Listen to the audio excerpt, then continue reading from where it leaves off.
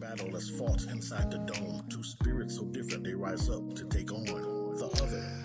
All right, everybody, what is going on? The Plow Zone is here, man. We ain't seen you in a while on this StreamYard, these video stuff, but we are back, man, in this new year. And so we started off, man, with Mr. Roy Washington of Quest Nation. And so we're going to be talking to him. He's in Milwaukee, but I got to introduce my co-host, Scott M. Reese, right here. What's up? How you doing out there, everyone? The Plow Zone is back, and we are coming back with a vengeance. And our first guest is Mr. Roy Washington. He is a man of all kinds of different talents. Quest Nation is his main one. He's also an artist. And so we are going to bring on Roy Washington right now onto the Plow Zone Radio Roy, come on in. Come on down.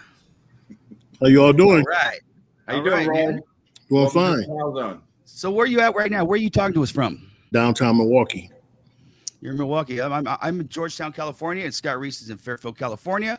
Right. So thank you for coming on the Plow Zone, man. It's an honor. So you have this podcast network called Quest Nation. Why don't you tell us how you got started with that?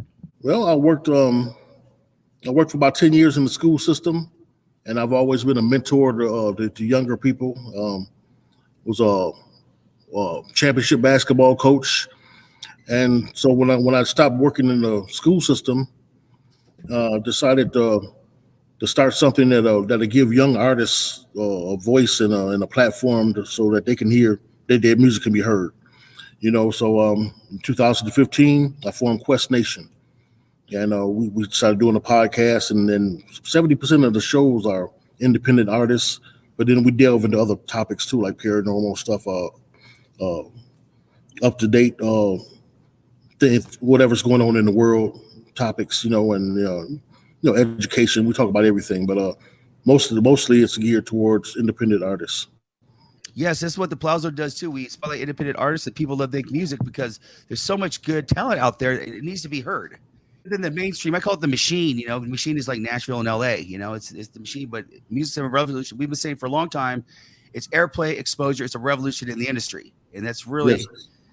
Put it in the ears of the public, and not just what you're throwing down your throat, for sure. So how do you find these artists? Do they come to you? Do you seek them out? I mean, they refer to you.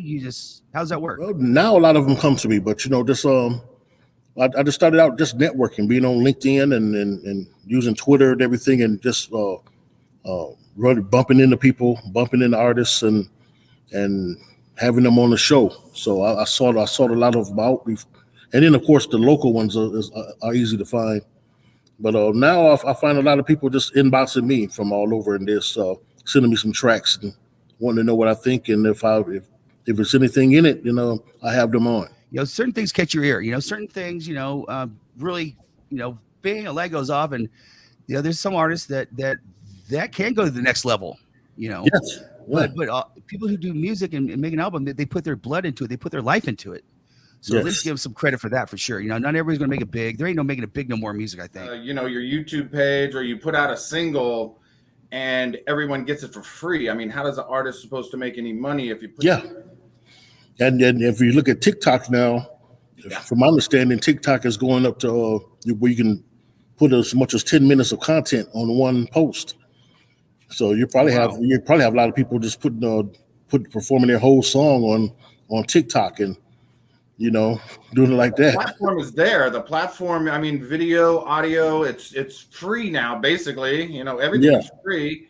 And what else could you do if you're an artist sitting at your home? You make a song, you throw it out there, and if it gets hit, had to get a record deal. You had to get signed. You had to tour. You had to do all this stuff, and now you throw a video on TikTok, and you've got 10 million followers. Yeah, well. Yeah, and I started music when I was in the military, and I was in the Army. And so back then, thank you. Back then, you had to try to get on the radio. So and sometimes it would depend on who you know. There was a lot of monopolizing, and some people who knew the DJs was able to get their record played, and some of us wasn't. I know a couple DJs, that we could get stuff on the radio. Can't bring it down, not this time.